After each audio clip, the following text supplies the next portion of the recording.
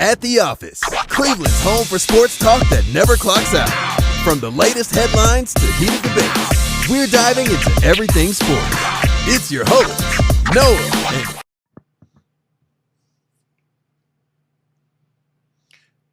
and... Welcome into the office. We're having a little bit of technical difficulty, some new software, but we have quite a show for you. This is the show where we talk all things sports. I'm your host, Eric, and I'm joined by my co-host, Noah. You can join us at the office as well. Send us a comment on YouTube, Facebook, or X, or you can call or text the show at 216-260-3433. That's 216-260-3433. No John tonight. He's seeing Hamilton with his family, so you're stuck with just me and Noah. Noah, how are you feeling tonight?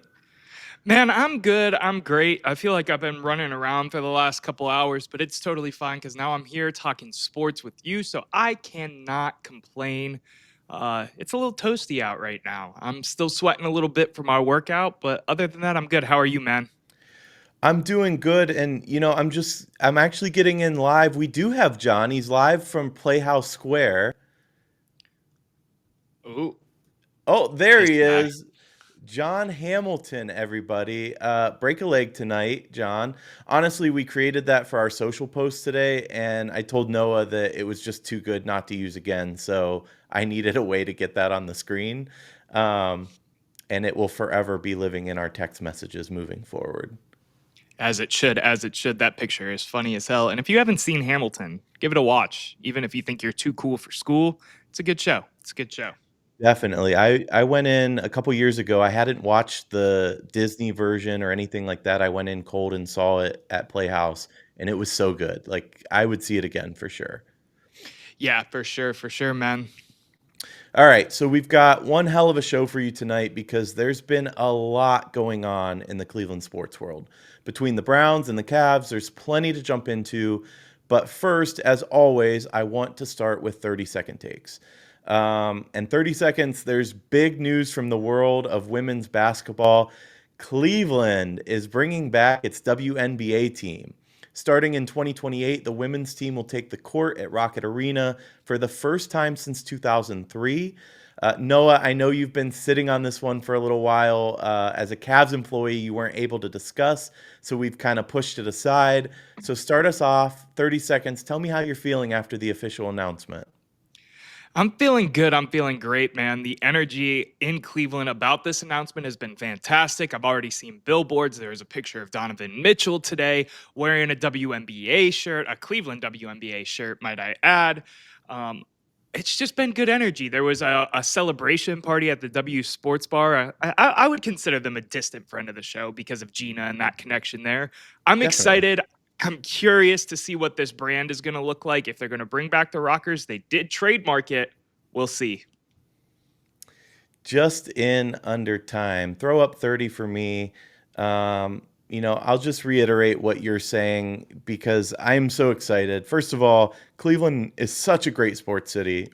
We're going to back this team, and I have no doubt that it's going to be a phenomenal success. You know me, I'm not a huge fan of the Rockers name. If they updated logo, maybe I can get behind it. The team did say officially, though, that they're not sure what direction they'll go with the branding, which I find interesting. But it's nothing but good things. I'm so excited.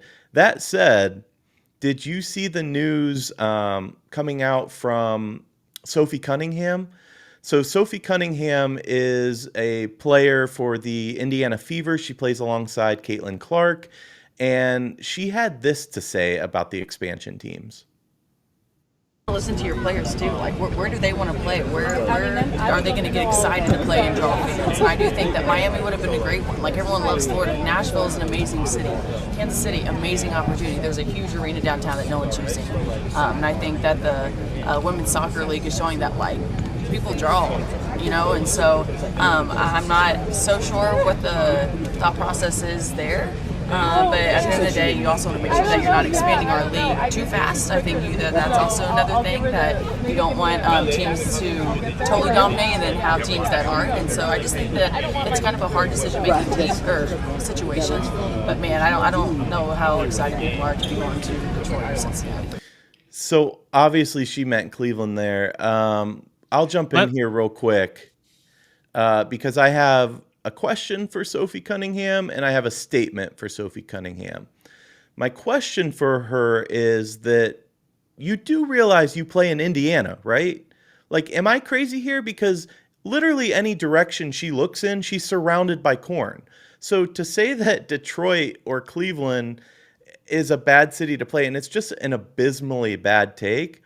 My question, that was my question. My statement is, you had one incident where you backed up Caitlin Clark and now you have some notoriety. Who are you to be saying how the league should expand? And like, why does she have a platform for this? Obviously, it's a bad take. She should maybe listen to her teammates' comments, because when Caitlin Clark was here playing in the Final Four, she had nothing but great things to say. But bad look for Sophie. And by the way, she uses like Kansas City as a better example. Kansas City? I mean, come on. Nothing against KC, but I just don't get the thought process here. She lost all credibility, and that's where I almost jumped in right off the rip, and then you're like, let me go real quick. She lost all credibility as soon as she put our name in the same vein as that city down in Kentucky. Right. She didn't even get the name right. Right. I agree that, players should have a platform and should be able to say what they want to say and this, that, and the third. But when it comes to league expansion and billionaires' pockets, this, that, and the third, you don't know what you're talking about. You don't know what's going on. And Cleveland is just as, if not a way better, I would say way better, recency bias aside with the Pacers, sports city than a lot of these small market teams that you see across the country. And I say that as a homer, of course, but I also say that as that's the truth. We're a small ass city with 3 major professional sports teams, 4 now, because I would consider the WNBA in that echelon, give it, 3 years when they come here. Yeah. I just think this is a horrible take. And to even put that out there in the media, for us and Detroit, I'll even represent Detroit when I say this, is horrible considering you play for the Fever. Yeah, I completely agree with your take here. Listen, if it makes us feel better, Sophie Cunningham will be playing in China in 2 years' time. So I'm not sure that we have to worry about her being a big voice around the league. But just a bad take. And clearly you've never been to Cleveland or spent time here. Yeah, I agree with you. We could beat her up and talk about this. Beat her up is a really harsh way to put that. We could, Yeah, it is. we could verbally beat her. That doesn't sound Verbally better anyway. abuse? Okay. Okay, regardless. Do you think, I feel like we may have touched on this a teeny bit. No, we didn't, because I wasn't allowed to talk about it. Do you think that they're going to go to the Rockers name? Do you think they're going to go to something else? What do you think that they're going to do? I don't know, honestly. I think they're leaning towards, if I had to put money on it, I would say yes, they'll be the Rockers. There's a little bit of a negative connotation in the fact that they folded as the Rockers, though. So does reviving that, like, the most exciting part, and we talked about it with Gina when we were talking about pro soccer coming to Cleveland, women's pro soccer, the most exciting part is building a brand. And they could have fun with it. They could go to that Forest City theme. They could do anything here. So going to the Rockers, I think it's a little bland. I think it's a little stale. But if I had to put money on it, I would say they are. Do you? Yeah, I would too, just because they were historically one of the founding franchises of the WNBA. They were really good in their tenure at certain points. They made it to like a conference final or something like that. I don't have those exact statistics up for me to pull up, but I know that they were historically had some great seasons before the Guns pulled their money out of it. And now here we are years later, Gilbert's an owner and so on and so forth. I would lean that way. It's like the only guitar themed name that I would be okay with in this day and age. I'm sick of the guitar branding. We've talked about that ad nauseum here on the channel before. Check out some of our way older videos when our logo and our branding was not as good as what Eric has put together at this point. With that being said, though, I would lean that way, but you're right. It would be fun to see them try something different. I saw it might have been a chat GPT thrown together something or whatever, but the Queens, I'd like to be the Queens. Hell yeah. Queens. I saw one, it showed 3 mock-ups. One was the Rockers. I think I was always stuck on that old, very 90s guitar logo, which I just don't like. And obviously they would modernize it. But yeah, the Queens would be cool. Anything would be cool. I want new. I don't want to go back and look back. And for the record, I said they folded, but I think that was all just a money issue. We had drafted LeBron, and that kind of spelled the end of the Rockers in a kind of roundabout way, because they couldn't handle both. Yeah, I'm with you that it was a money thing. I want to ask you this. Do you think that they're going to use the same color palette like the Charge and the Cavs have used? I don't know if you've seen the Charge rebrand that came out where it's the gold and the wine exactly like the Cavs' new gold and wine now. Do you think that they're going to follow that? Do you think that they're going to follow the old orange and blue? Or do you think that they might go somewhere a new route, regardless if the name is Rockers, Queens, the Clevelanders, whatever the hell you want to call it? My hope is new. My thought on it as a brand guy is that they would follow the wine and gold for the simple fact that they're playing at Rocket Arena. Signage all around, like everything, it would just be easier to follow the same color scheme as the Cavs. But I hope they do something completely new, because it's kind of boring. I don't want another team with the same colors. I'll raise you one because I get what you're saying. I like it for the branding aspect, but the Monsters play there and they're blue and gold, like completely different than any of the blues that the Cavs have ever used. That's true. Yeah, I'm not saying it can't be done. And obviously, you switch out the flooring anyway, and that's the, kind of biggest piece of it.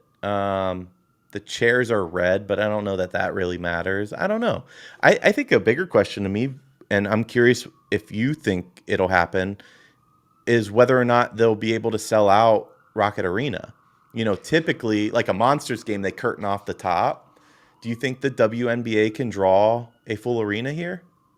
I think so, especially if the Guardians keep playing like the Guardians do right now. That's fair. No, I genuinely think that it will get to a point of that, just because that's where the WNBA is going as a league, is getting more and more popular and more in the cultural zeitgeist, or whatever phrase you want to use there, of things that are important. Yeah. I do see it being more so like the Monsters, where maybe it's just the lower bowl to start, and then certain games, whether it be like a giveaway or something like that, they open up the upper bowl and it progresses from there.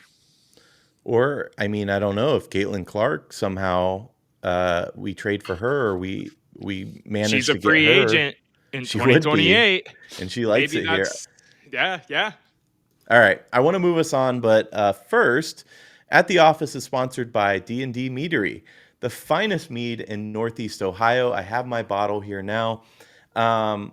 Derek and Dominic, they're twin brothers with a passion for craftsmanship. They took their love for winemaking straight from their ancestors in Germany, and they brought it here to share with all of us. It's literally in their blood, centuries of tradition bottled up for you to enjoy. They're not just making mead, they're bringing an ancient drink back to life. I recommend pouring it into a chalice like this because it just feels cooler when you're drinking mead. Anyway, this is their gold-winning honey wine that I have here, but they have a bunch of new flavors. I've been hooked on this stuff, but I want to try some of their new ones. I've heard they're good. Here's the best part, though. If you use code @the-officecle when you order, that's @the-officecle, you'll get an extra 5% off. And if you order 2 or more bottles, you'll get a free shot glass that looks like this. Noah does not have one. It is not dishwasher safe. Do not put it in the dishwasher. Visit dndmeadery.org. You could find a retail location near you, or you could purchase online and use that code. Must be 21 or older. Please drink responsibly. Noah, Ty Jerome is no longer a Cleveland Cavalier, and we're going to break it down in this edition of Around the Water Cooler.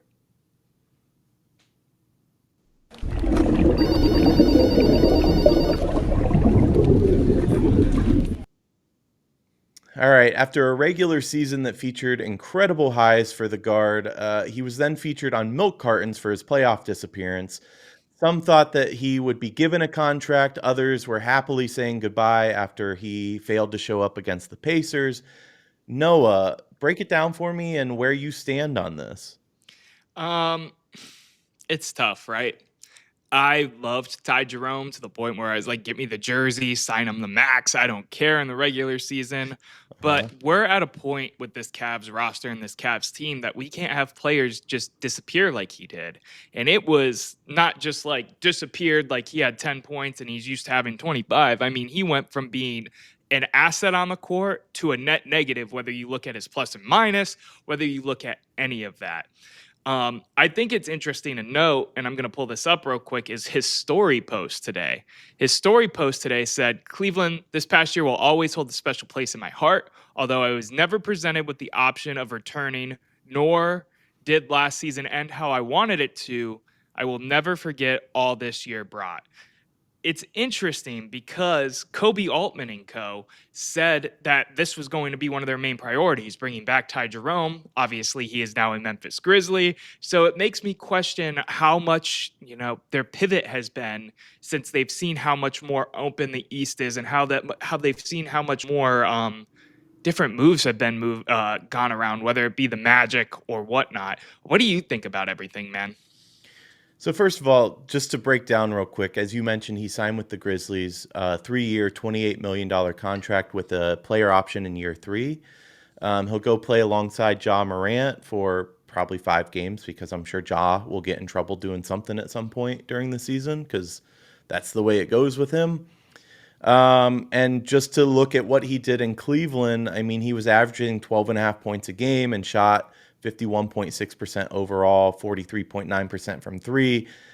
He was up for 6th man of the year, as he should have been. Here's how I feel. I think the move mainly was to just avoid tax. That's pushing us into that luxury tax apron, the second one, which triggers pretty bad penalties. And I think, letting him walk saves probably around $42 million in tax. Is he worth an additional $42 million to be in that penalty range? Could you have done some other things? Sure. But I think they had a clear set plan for this offseason. Do we need shooting depth? Yes. But I think where we broke down a little bit was in our defense and getting out to the wing to defend. We didn't do very good, and Ty didn't really help us much in that regard. Go ahead. The only thing I think about is the contract that he signed with the Grizzlies is very similar in terms of annual percentage per year or whatever, annual value per year as Sam Merrill. Let me see where he's at. He's 3 years, 28 million. Merrill's 4 years, 38 million. So a little bit, give or take. I think there's like $1 million or something like that involved. I don't know what exactly the math is, but they basically gave the same or a similar contract to Sam Merrill. But Sam Merrill, to me, looked way better in the playoffs than Ty Jerome did. He was playing lights out. Defense. Lights out isn't the best word, but he was playing hustle defense. We saw a different side of Sam that I don't think we were used to seeing in a very long time. It's almost like that switch flipped like it does for Donovan or Max Strus. And we're hoping to finally see more of it out of Mobley like we did in that Boston Celtics series when he was the only one out of the core 4 that was on the court for the last 2 games. I think they're just going for more of the gritty guy at this point. I think they're going for as much spacing as possible. Sam Merrill's 3 ball is, filthy compared to Ty Jerome's. I don't know. Length too. Ty Jerome. I don't know. I don't know. It's an No, interesting one that they gave the same contract kind of that Ty Jerome ended up getting in free agency. I think you're making good points though, and it's echoing kind of the things that I'm saying is that grit. Listen, Ty Jerome is a guy that can create his own shot and give you much needed offense when you need it and when you're stagnant. What we've seen, especially against the Pacers, that kind of ball doesn't really play out well in the playoffs. We were built for regular season wins, which we got. And if he goes even a little cold, he's just a liability on the court. So I think they took that in as a factor. Um, I also think a key here, and we'll get to this more in a minute, but I think they're hoping that Lonzo Ball will be healthy enough to contribute. And between him and Merrill, you have your ball handler, you have your shooter. And Craig Porter Jr. too. That was the next point I was going to make, is that they're kind of hoping that this conglomerate of guards makes up for it, as well as the fact that Lonzo Ball, who they got in the trade with Isaac Okoro, I know you're going to get into that too, that he has more length. He has more of these intangible assets that we need with the two small guards we have right now, whether that means he's the first piece in a Garland and Allen getting dealt, or just Garland or just Allen. Again, we don't know yet. We're not there yet. But I do like Lonzo Ball's addition to this team because he adds length, he adds that playmaking ability, not as much from the shot, but from creating for other people. I like the idea of thinking of Lonzo Ball on the lob to Evan Mobley, making him play more aggressive basketball that some of these other guards that we had last year just don't do because it's not their skill set, whereas Lonzo Ball's skill set does exactly just that. See, this is interesting to me, and I want to dig into it more because you're looking on the offensive side. I don't think that's where the Cavs are looking at all. But let's get into it because the Cavs did make a few other moves. As we said, they re-signed Sam Merrill. They traded Isaac Okoro for Lonzo Ball. They drafted Tyrese Proctor. And then, of course, they re-signed Larry Nance Jr. back to the team. He was with us before. My two questions for you. One, let's jump in a little more to it. What do you make of these moves? And then do you think any of them are a sign that more players could be on the move? But before you answer that, like I said, I think you're thinking offensively. I think the Cavs are thinking defensively. Yes, Lonzo Ball, that seems exciting on that side of the ball, pun intended. But he also gives us an upgrade at defense. Sam Merrill, he has the shooting off the bench, but again, yeah, he has the length. He can get out to the wings a little better, which we really struggled against Indiana. And then guard depth from Proctor. So you tell me, what do you make of the moves, and do you think anyone else is on the move? Well, do I think anyone else is on the move? I think it's as perfect time as any to bring up this image that has been floating all over the internet today, which is one LeBron James wearing a hat on the golf course that says, "Welcome home." This has now sent Cleveland Twitter, Cleveland Instagram, Cleveland Facebook, Cleveland Reddit, you name it with Cleveland. They're in a frenzy. They are in an absolute frenzy about LeBron James in this hat picture because there's been some rumors about LeBron potentially wanting out of the Lakers and the Lakers wanting out of LeBron, and let's get a trade out of this and move forward with the Luka Doncic Lakers. Do I Right. think there's validity there? It's so hard to tell. Probably not. But it's a fun thing to talk about nonetheless, especially in such a dead period for the sports industry, despite all the news that we have to talk about today, which is crazy. We have like 7 things to get into. Do I think there's more moves coming? In my gut, I feel like there is because they've started to make moves that make me think that more moves are coming now. Getting rid of a top 10 pick in Isaac Okoro for a guard that makes more sense, letting Ty Jerome walk. It seems like they're trying to do a little more risky business. So yes, I do see it. In terms of Proctor, love him as an addition. Don't know if he'll play this year. I think he is the perfect mix of experience in college and skill set that we need to be a great depth guard on this team long term. We'll see. Larry Nance Jr., Eric, I said it on the show before. I want my man back. I still You have my did. Larry Nance junior jersey in my closet upstairs. So I'm really excited to see him back. I think he is the perfect kind of stretch big type of architect to come off the bench for this Cleveland Cavs team. What do you think about LeBron? What do you think about the addition, Z? Well, first of all, I have really bad news. The LeBron hat. So my friend Audra just moved back to Cleveland from San Francisco. So the hat was wearing it for Audra. So she's back. Sorry, LeBron's not coming home. Hate to break it to you. But as an Akronite, he was just supporting her in her return. No, in all reality, I think the Cavs have made it pretty clear that they don't really want LeBron back. Could he fit in this team in a role that makes, yes, absolutely. You don't say no to the best basketball player in the world, and he's still playing at a high level, like it or not. That said, what do you have to give up for him? I think it's too much, especially to, what is it, 54.6 million or whatever. That's a Yeah. big chunk you got to eat. It just doesn't make a lot of sense. We are still a team, in my opinion, that is in win now mode. Does LeBron help that? Could he help that? Yes, absolutely. I just don't know in a way that you get that deal across the line that makes sense for all parties involved. The Lakers be doing weird shit, Eric. The Lakers No. do I some think they weird want to things. offload that contract. I think they've signed him hoping teams would offer that. Deep down, that's my gut. Then again, though, the Lakers just sold. So new ownership, there is no better asset to a team to sell shit than LeBron. Yeah. So I don't know. Would you want to get rid of LeBron in your first year of ownership? I That's don't know. that's It's tough. risky. It's risky business for sure. Um, you asked me a little bit earlier about the defensive side of the thing, and I did neglect to mention that about Lonzo Ball. That does excite me as well. He's got the length and the defensive prowess up in the guard area that we need. Yeah, he plays Going good back, D. yeah, he does play If good he D. when he plays, that's the question mark on Lonzo. That's Because the didn't biggest. Chicago say like he was career ending at one point? I Yeah, mean, he it was wasn't good. he was basically out for 2 years of his NBA career. Now he's back and playing some basketball. That's the biggest question mark. Is Lonzo going to play? If he plays, he's going to be a great asset for this team. If he doesn't, at least it was a good move to move off of Okoro's contract and kind of float around that apron status again.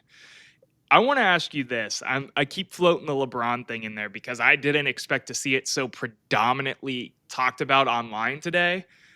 Do you see a core, just hypothetical core of Evan Mobley, LeBron James, not Darius Garland, Donovan Mitchell, and co working out? So, assuming we trade Allen and Garland, do you see that working out, or do you see too much ball dominance between Donovan and LeBron?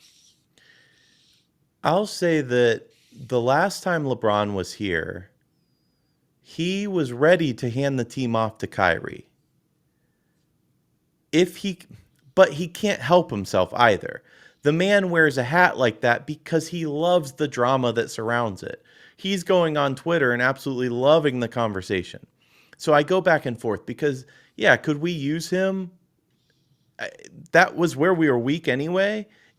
And especially, I mean, again, we discount LeBron's ability to be a guy that facilitates because he's one of the best in the league at that. Yeah. But can he take that back seat? And if the Cavs go through a stretch where they lose a series or they lose a couple games, can he help himself and not try to play lay GM like he likes to do? Those are the biggest questions. Like, yeah, that core, I think that could win championships. And I think you also attract some other peripheral talent just by bringing in LeBron. Shooters will want to come, that sort of thing. But can he help himself and just be a role guy? I don't know. We haven't seen it so far. You don't exactly need him to be just a role guy, I don't think. I think you could bring him in here and let him do the LeBron game. Let Donovan get 25, let LeBron get 27, let Mobley get 15 to 18, but a lot of those being assists. I don't know. It's interesting to me. I am not tethered to the idea. I've been on the case of let LeBron rest for a very, very long time. I just wanted to propose some ideas out there since it's been such a major talking point. We're talking like Brad Stainbrook's even talking about this, like some bigger names, Adam the Bull, some of the bigger Cleveland local names are at the point of talking about this online because of the hat. And because I think it was Hoop Legion, one of the bigger basketball publications, one of them posted about LeBron wanting out and the Lakers also wanting out of LeBron. I don't want to discredit the moves that they've made so far, though. I love the draft. I love Larry Nance Jr. as an acquisition. I love Lonzo Ball on a trade, especially getting off of Okoro's overpaid contract. That was the I big think part, they're, yeah. yeah, I think they are doing a lot of the good things right now. And hopefully it spurs into something crazy. Maybe that was in their thought process at first KD, and now that LeBron might be there, that's it. Or I don't know. Maybe they run it back because they love the core. I'm also in that mindset. I have no idea what this team's going to do. I've been saying that since they lost in round 2 because we were all so confident. And I think that front office is included in that confidence. Yeah, I don't know how they're thinking here. The thing I'll say, I like the moves too, but if you ask me, do any of these moves put us over the top to be a championship contender from where we were? My answer to you is no. Do I like what we're doing? Do I like, I think we're taking a hard look at the defense, how spread out we were against Indiana. But are we a better team top to bottom than we were a couple months ago? I don't think that answer is a resounding yes. And if that answer is not a resounding yes, then we haven't done enough yet. And I hope we're not done. Like you said, I hope these are moves in the right direction. And let's see what happens after this. But I'm all for using Jared Allen and using, I'm blanking, Garland. Darius Garland, there you go. Thank you. As chips to potentially bring in the right person or people to make this team better. As it stands right now, I don't see us as a championship contender. Well, I do and I don't because of how weak the East is. I see us as a finals contender still. I still would have said that. Well, the even Bucks got stronger. I don't know if they got necessarily stronger. Damian Lillard's gone. Miles Turner in. Okay, Dame wasn't playing. Next year, yeah, but like in general, it's not like they added other pieces. They weren't a contender this year. Miles Turner does not push them from what they were this year to next year. I think Miles Turner and Giannis is a duo that will work out well. With a no shooting spacing. Big. You're talking about one big that doesn't shoot, though, E. We'll see. I'm telling you, I think it's going to work out well. We'll see. We'll see. But yeah, I think this is hopefully a stepping stone. We're still early into the free agency period as a whole, so let's wait and see. But so far, they get a good grade. I'm not going to put a letter grade on it, but a good grade from me thus far into free agency. Yeah, I'd give them a C. A C? I'd give it like a B minus if we're going to do the letter grade thing now. C's get degrees. All right. We're going to take a quick break, but stay tuned because we're talking Browns and NFL collusion next. We'll be back after this.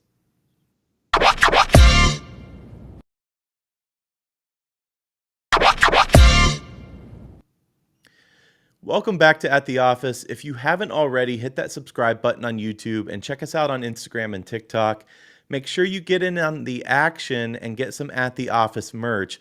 We've finally got some new designs. They're not up yet, but we're in the final stages of launching those, and I think Noah will tell you they're pretty cool.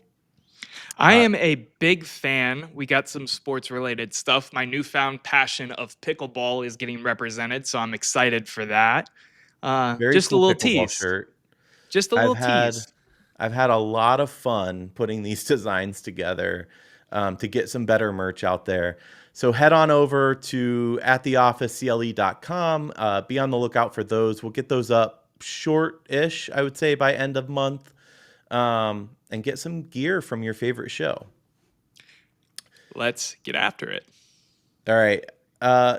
So I want to talk NFL, and I want to talk NFL collusion.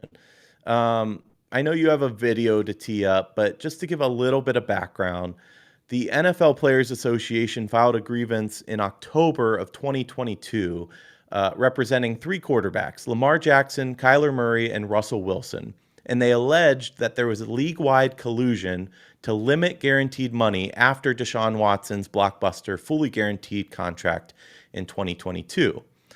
This past January, it finally came to an end when arbitrator Christopher Droney, something like that, ruled that the NFL did not break collusion rules, but acknowledged that the NFL Management Council, backed by Commissioner Goodell, encouraged teams to reduce guarantees at a March 2022 owners meeting. So essentially, it was advised that they not give out full guaranteed money, which is why it was not considered collusion in the courts. Noah, you want to tee it up? Yeah, I'll tee it up for you. Here we go. The core of this document involves a closed-door hearing held over 10 days in July and August of 2024, close to a year ago now, that featured witness testimony from the following people: NFL Commissioner Roger Goodell, Ravens quarterback Lamar Jackson, Cardinals quarterback Kyler Murray, current Giants quarterback Russell Wilson, former NFLPA president J.C. Tretter, former NFLPA executive director DeMaurice Smith, as well as the billionaire owners of the Giants, the Browns, the Cardinals, the Broncos, the Ravens, the Patriots, the Falcons, and the Chargers. Which is to say, have you ever seen a document like this before? And this secret document is the story of the National Football League Players Association versus the National Football League, a case brought by the union before an independent judicial arbitrator. And it is rooted in a defining power imbalance in American sports. But what the NFLPA did in 2022 was allege that the NFL's overall aversion to guarantees was no coincidence. The union argued, in fact, that it was the product of collusion, meaning that billionaire team owners had illegally conspired with the league office against almost 600 veteran players. So just to summarize, there was a slide deck that came out during this. Like he mentioned, there was a 61-page ruling, but there was a slide deck from a closed-door owners meeting that urged teams to curb guaranteed contracts, and that all came out after Deshaun Watson's big contract. 8 team owners, I think he actually missed some because it included Falcons' Arthur Blank, several players and agents as well testified. The Falcons were facing scrutiny because, if you recall, they didn't even negotiate with Lamar Jackson in 2023 before committing big money to Kirk Cousins in 2024, raising questions of whether or not there was kind of a prearranged alignment there between teams. So Noah, knowing what we know, talk to me about this. Yeah, before we go any further, I want to shout out Pablo Torre, who was the main person to break this and post this video, which is this clip, and we have another clip a little later on we'll play as well. Make sure you go watch that episode of his podcast, because this shit is insane. There's no better way to put it. This shit is absolutely insane. And That real being quick to said- note, just based on that, because everybody here is trying to keep this quiet. Not only, obviously, the NFL is trying to brush this under the rug and just, okay, let's move on. But the NFL Players Association has been oddly quiet here. But go on. Yeah, and we'll get into the Players Association side of this in a little bit, because I want to focus on the NFL first, if you're cool with that. And this is mind-blowing. This is clear as day collusion. They only get out of it because it's a third-party arbitrator that they hired, and they're the billionaire, so, we can just do some legalese and get out of it. It's not like they're going in front of an actual court. This is insane to me. It is the closest to me ever making myself think that the NFL or any sports league could be rigged, because they're all talking behind the scenes. They have league meetings quarterly between all the owners, Goodell, top personnel, blah, blah, blah. What else are they talking about? If they're talking about making sure we don't guarantee contracts with this weird NFL advisory council that we've never heard of until this case, what does that mean that they've been talking about since the 70s, 80s, 90s? So, question. Yeah. Is Jimmy Haslam almost like the Pentagon Papers guy? Is he like the hero we didn't know we needed here? Because this all only kicked off because of the stupid Deshaun Watson contract. But now we have a little more insight, like you're saying, into how the league actually operates. Yes and no. I think Haslam was the one who, yeah, I guess, yeah, if you compare it to the Pentagon Papers guy, he accidentally does it. And now here we are and we know what's going on. That being said, he also came out and apologized low key about the contract when he said it was a big swing and a miss and a mistake and there was too many guarantees. Like he said all of this publicly, which is probably some of his billionaire NFL owner friends also being like, make sure you nip this thing in the butt when it doesn't work out. It didn't work out. Something else I find interesting with this whole thing is the NFL, in hindsight, gave Deshaun Watson more of a suspension than what their third-party arbitrator said should. At first, it was supposed to be 6 games like Ben Roethlisberger got.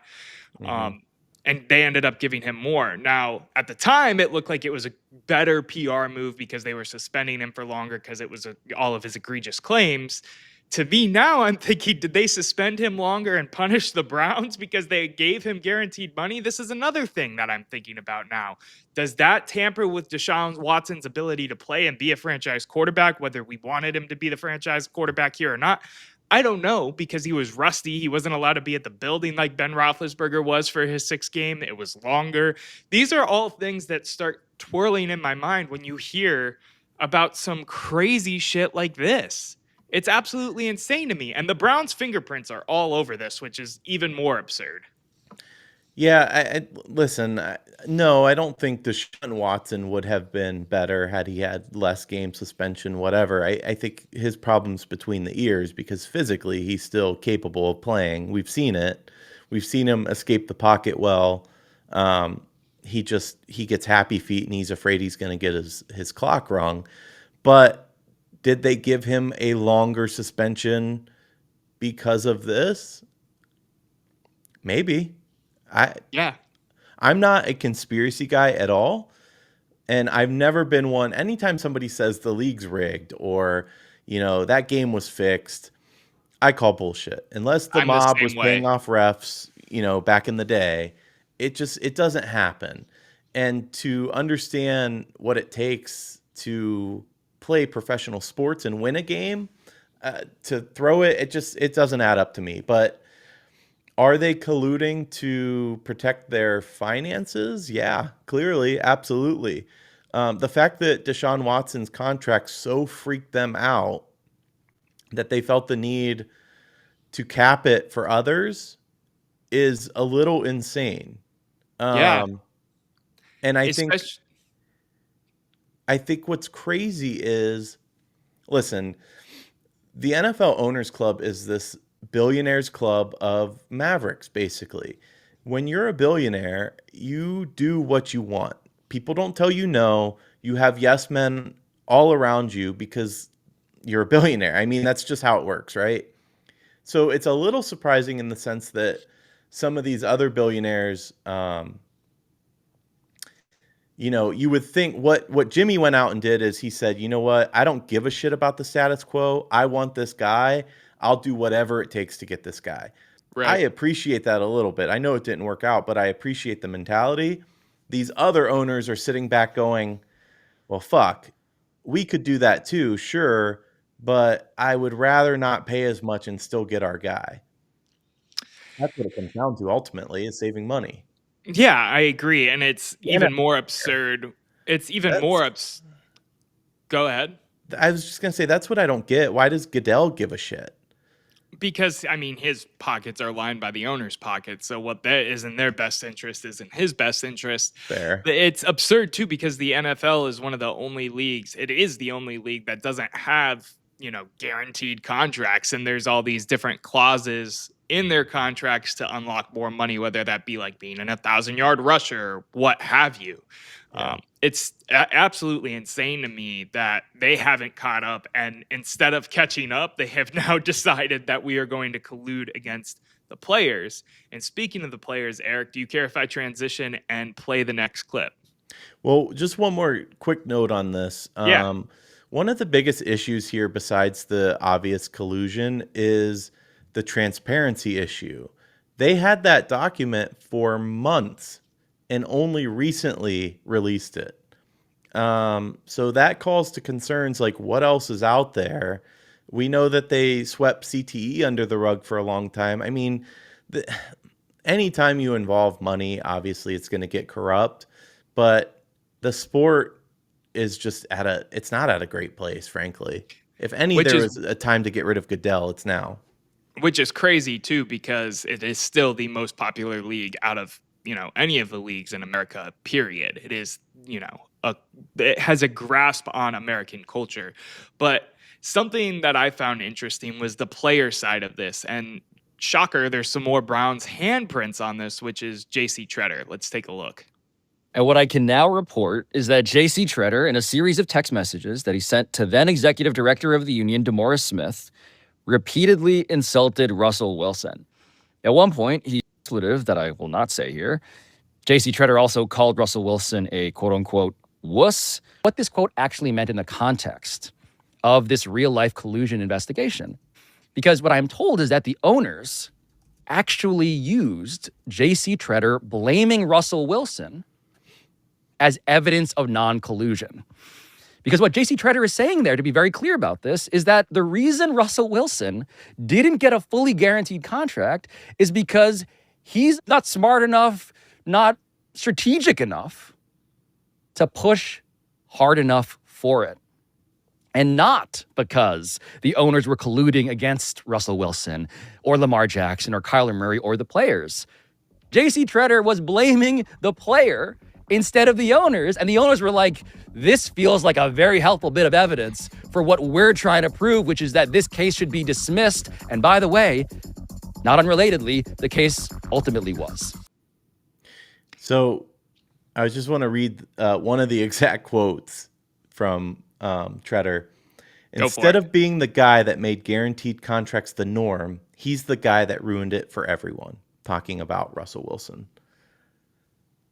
Damn. It is so interesting to me because, and again, you got to go watch this whole video because there's bits and pieces involved here where J.C. Tretter elects a guy to be like his COO or like the CEO or some corporate title, I forget. So eventually he could just become the CEO of the players union and they don't have to elect a regular player. It can just be someone who is a former player. There's so much like corporate just mishandling going on right now with this whole situation. JC Tretter siding with the owners so he could be the head of the NFLPA, which just makes the NFLPA more corrupt and doesn't do anything for the players' rights. I mean, the tunnel and the hole that we're just digging with this whole situation is getting deeper and deeper. And it just brings you back to the thought process of what else is out there? What else is going on? Here's the thing, and we've known it for a long time. You know, forgive me for the history lesson for a second, but back in the day, there was something called the Stanford Prison Experiment.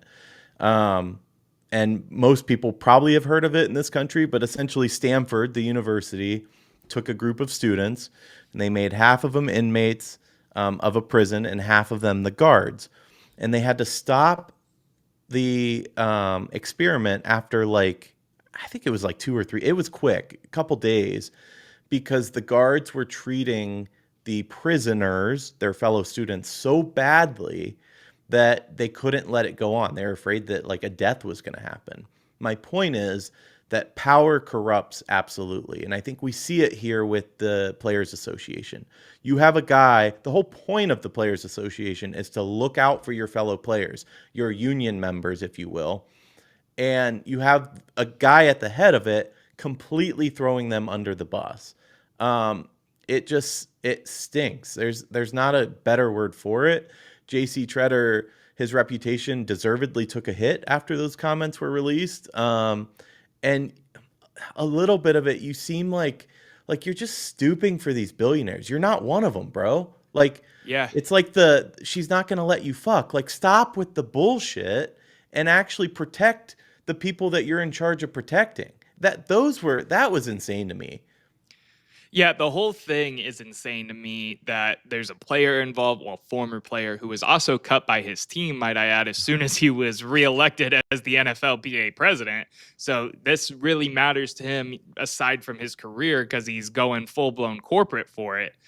Uh, the one thing I did think when I heard the Russell Wilson is a wuss comment and you don't want that guy being the guy for the players or whatever is I'm glad that guy didn't end up signing with the Browns, because if that's what the rest of the league thinks about him at this point, then it is not worth letting Russ cook, no matter how much better or how much worse he's going to perform. I feel That was bad my for Russ. He's just been trashed like constantly, and I'm not saying it's not completely deserved, but maybe my man should find that high school girlfriend and go back to her, because ever since Sierra and those 2 Super Bowls, it has just gone downhill for the guy ever since. Yeah, you're not wrong. It's this whole situation to me is wrapped up in one word: crazy. And I don't mean to be easy or use a lame word like crazy, but the fact that this news is out there, it Mhm. is not the main talking point still on ESPN, despite big names being a part of the names or a part of the overall arching story that broke it, is crazy. It tells you everything you need to know and then some. And I will continue to be so curious what else is out there about this league that millions and millions of Americans pour there every Thursday, Sunday, Monday, Saturday, Christmas, Thanksgiving, name the holiday in the fall/winter, and they're probably surrounding it at this point. That's how much the NFL has a chokehold on our country. No, it's true. And you know what? Even with all of these revelations, I'm going to continue to watch. All I can say is, please, Daddy Goodell, can you script a Brown Super Bowl for us? Like, all these scripts that are going on, can you just give us like 3 in a row? Make us the new Patriots. There was a theory I saw real quick I just want to touch on before you move on. And it's from G. Bush, member of Ultimate Cleveland Sports Show, member of Ultimate Browns, used to be on 92.3, used to be everywhere and anywhere. He's probably done some sort of Cleveland media.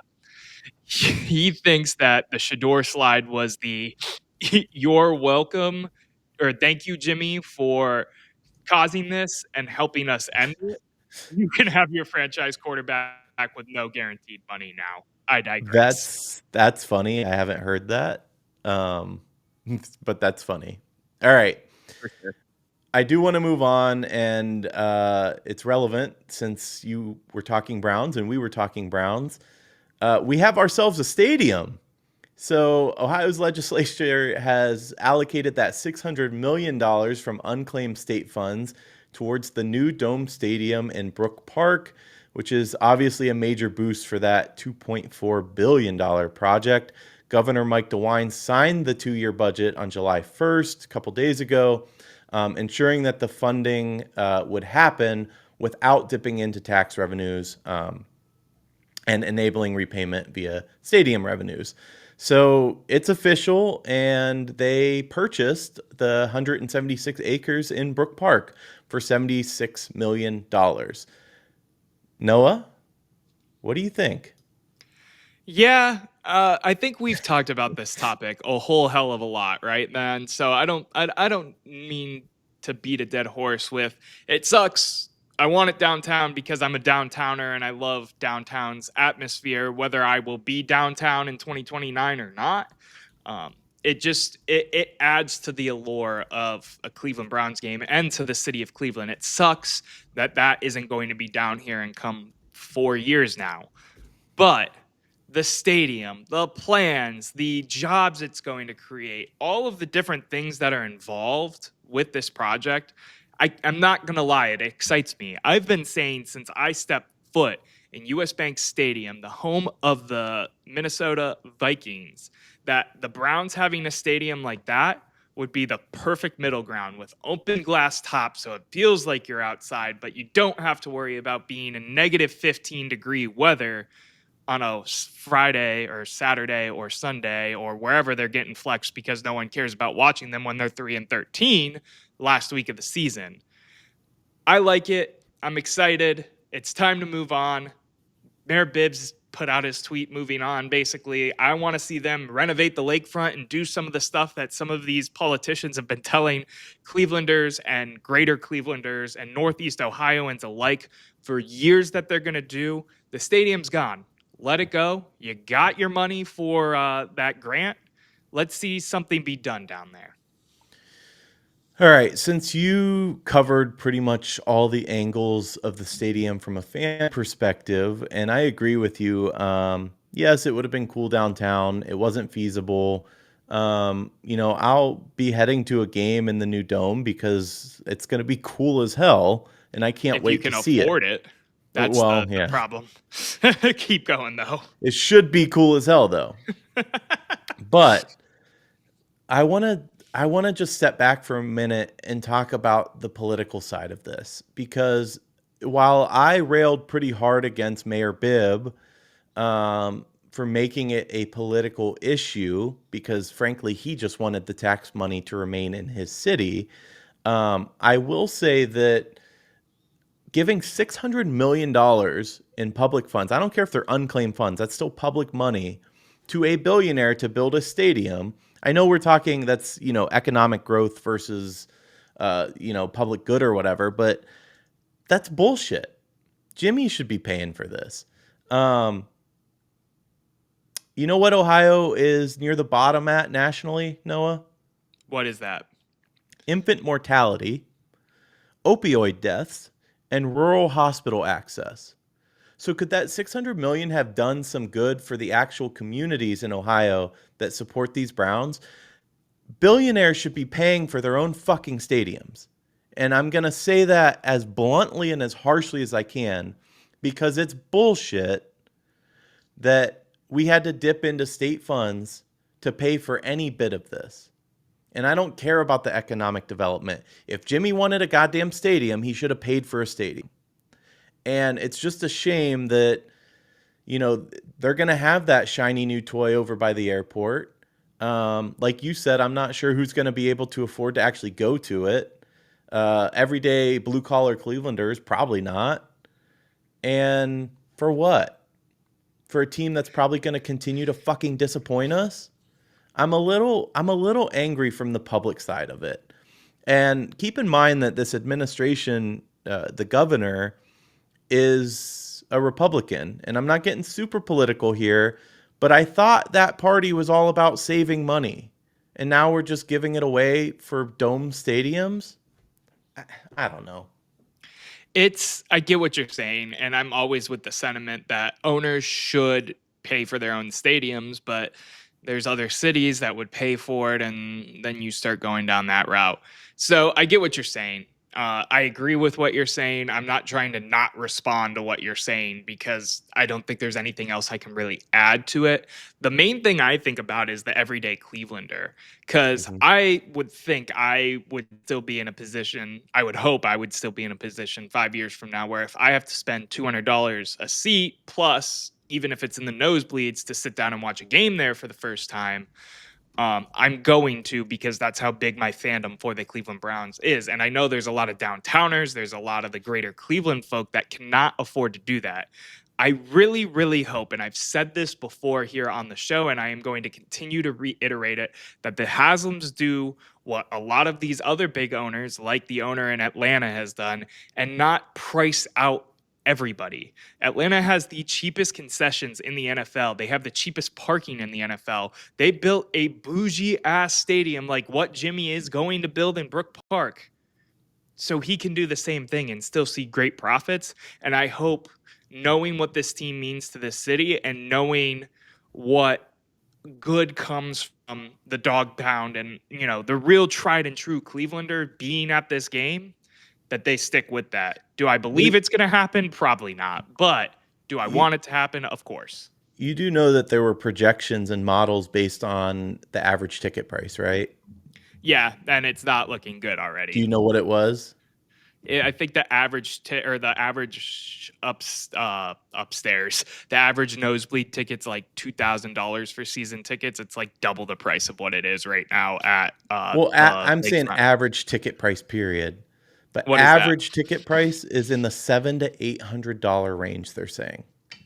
The average ticket price is that high. You know where they're at right Insane. now? It's somewhere like 250 or something like that. They're like top 10 in the NFL for actual ticket prices there in the stadium that they're at right now. So to me, doing something like that makes absolutely no sense. I think there's going to be a lot of uproar about it, but you never know what's going to happen.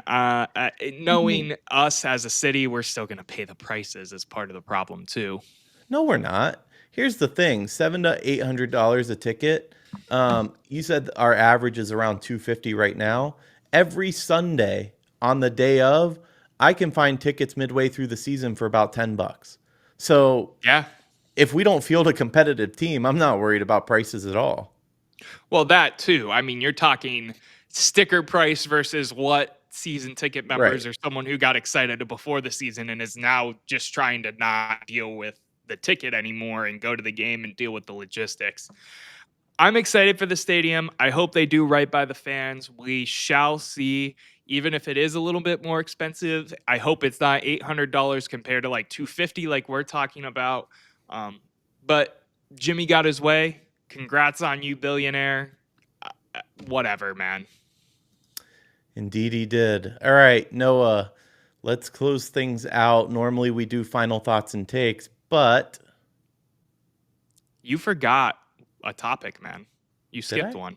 What did I Yeah, skip? you did. You skipped Diontae Johnson, man. Oh, I did. I All right, keep why pushing don't- it back because I thought I sent you the wrong order, man. Can you wing it? You good? No, I can. Why don't you break it down for us? But yes, I can talk on it. Yes, Diontae Johnson came out on a podcast saying he refused to play last season for the Ravens because of the cold. Here's the clip. Do you want to talk about that? We can That's a pretty wild story. It's Yeah. kind of like it's kind of funny.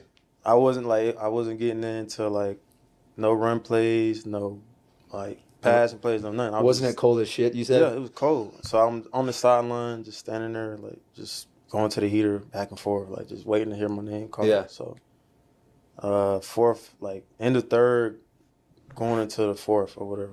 They're like, "Tay, we need you."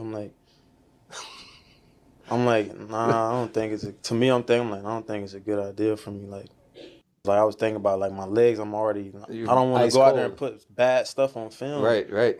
And it's not like I didn't want to go in the game, but you gotta think like leading up to this point, I done been through so much, and like you said, man, you were kind of checked yeah, out. I checked out mentally. I was like, whatever happens, happens. Like I was just rolling with the punches at that time. So That clip to me is as insane can be. I want to give a little bit more background now that I've shown the clip. This was the Baltimore Ravens versus the Philadelphia Eagles in Baltimore, December 1st, 2024. Based off of what he was saying, how cold do you think it was outside, Eric? Okay, I get what you're doing here, but based off what he was saying, I would say it was probably like it gets pretty cold in Baltimore. I'll say like 22 degrees. 41. It was above freezing. It was not that cold for December football. That is the biggest mind blower to me out of all of this, is when I did the research of the game time temperature at all of this. It was 41 degrees outside, and this dude's complaining. Go ahead. There's 2 points here that I think are key. I think the first point that he's trying to make is that he didn't want to go in because he was cold because he had been sat. They hadn't been using him up to the third quarter, and he was salty about that. I think there's some subtext there. The second part, though, that really sticks with me that I don't like is that he was worried about putting up bad film more so than anything. That's a red flag. I don't know that it's a cold issue. I think he'll be fine in Cleveland. I'm not worried about that. But the attitude here is certainly wanting. And, I said it before. I like this move. We picked him up on a minimum. It's a risky take, right? For a guy that has talent, but obviously hasn't worked out for like 4 straight teams, 3, whatever. But he doesn't seem conciliatory or wanting to take I played that wrong. He's like, why would I go in, bro? Like, my legs were cold. Like, are you fucking kidding me? Like, Yeah. come on. That's it. It does not bode well. Here's my thing.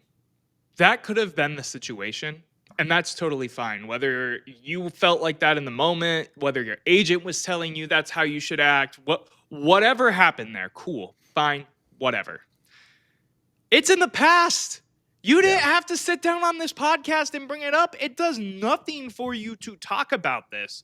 You know you're giving people like Eric and I clips to talk about in the middle of the dead time.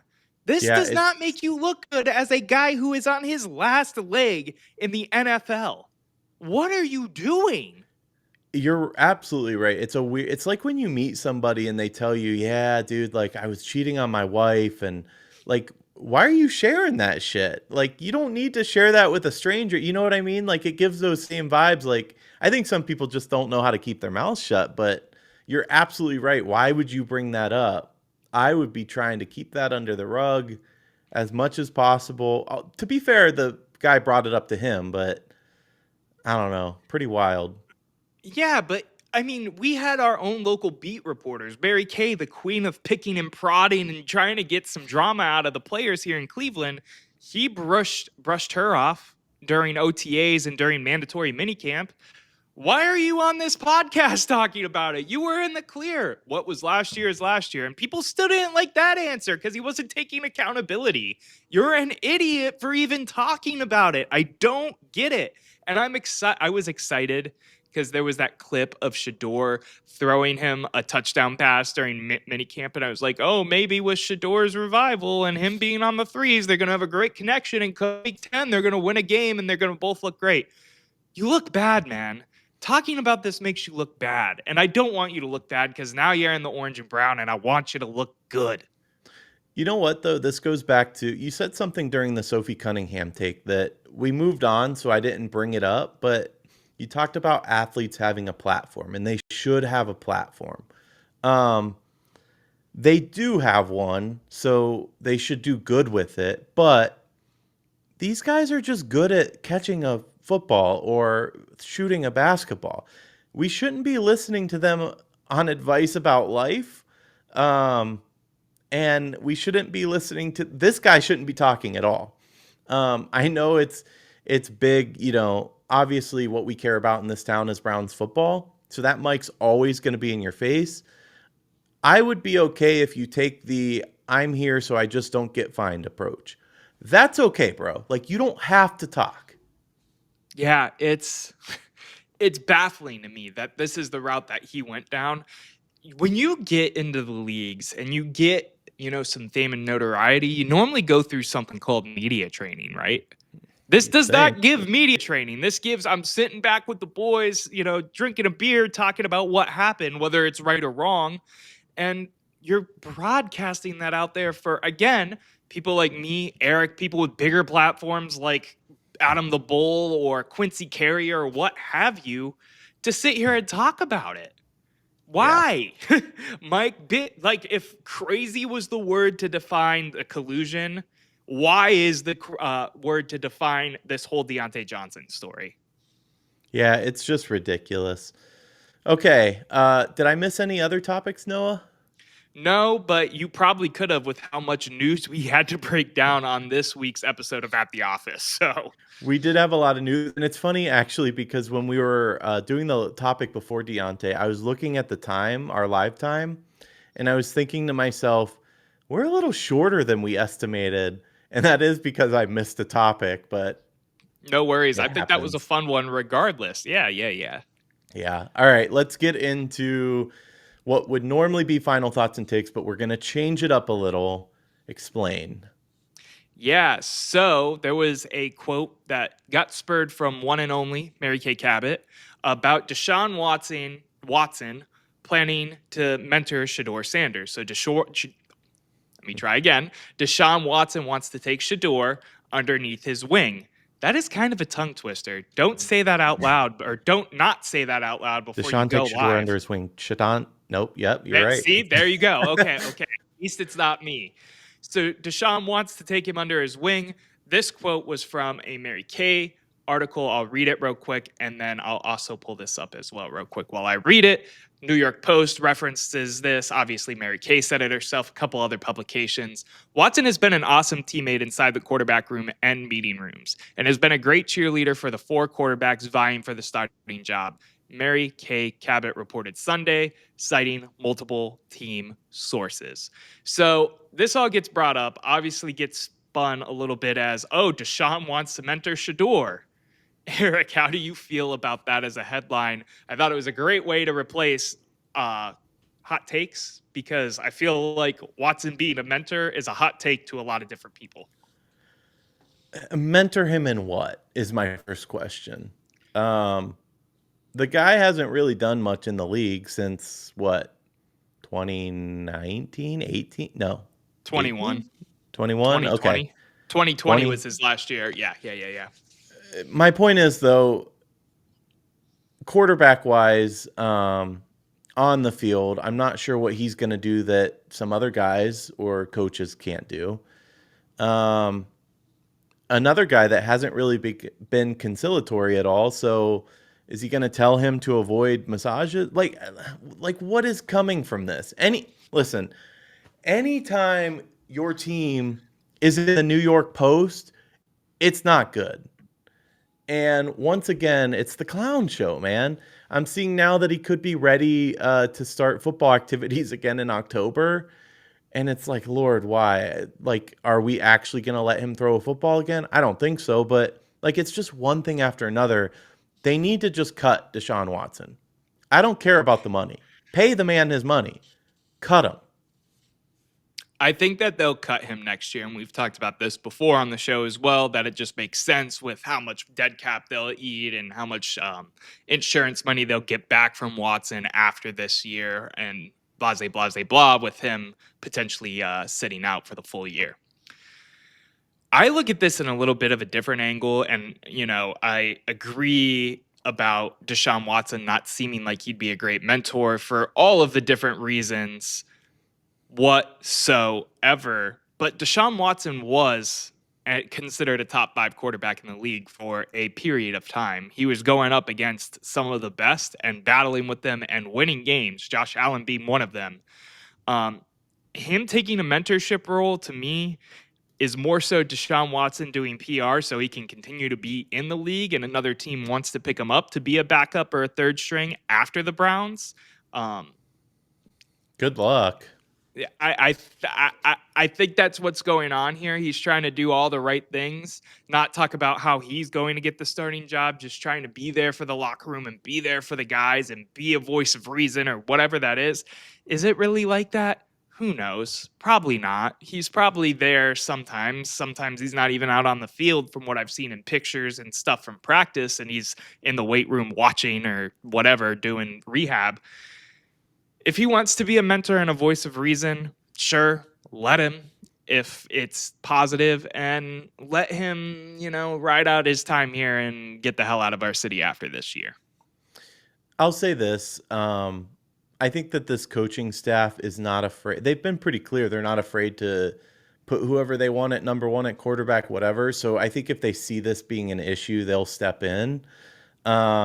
But yeah, I think you're exactly right. He's trying his best to rehab his image.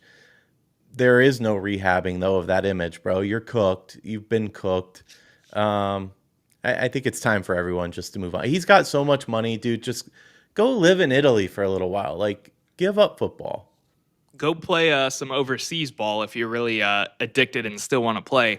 And I get it from that standpoint, because even when all bets are off and you have all your money or you've done everything you want to do or whatever, I understand still having that football itch. I've been there. I've done that. But bro only wants to play when he's hurt. When he's physically able, he's so worried about the guy coming off the edge that he's terrible.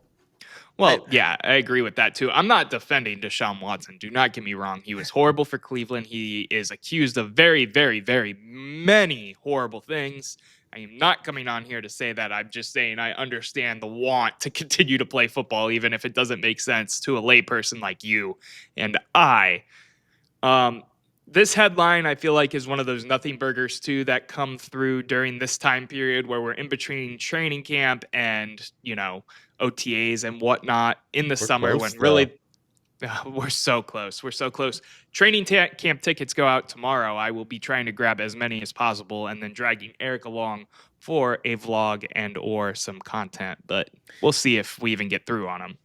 Speaking of, go check out the vlog that Noah put together. Him and I went to the Rubber Ducks game this past Friday. It was a good time. Tried some good food. Got some cool merch, but go check that out on our social channels. Noah, before I wrap things up, do you have anything else to add tonight? Yeah, just real quick, I want to say thank you to everybody for tuning in. We've had some technical difficulties. We switched providers for a streamer. So I feel like we were up and down and kind of getting used to our flow again, just learning how to use our new system. But I had a good time, and I appreciate seeing, our typical number of people in here watching us, chatting along, having a good time, and just enjoying everything we have to offer here at the office. For sure. Well, thank you for joining us at The Office, sponsored by D&D Meadery. Don't forget to subscribe or hit that download button if you're listening to the audio-only version of our show. And check us out on all of our socials at The Office CLE. That's the @ symbol, The Office CLE. The debate never ends, but the show does for now. We'll see you next time.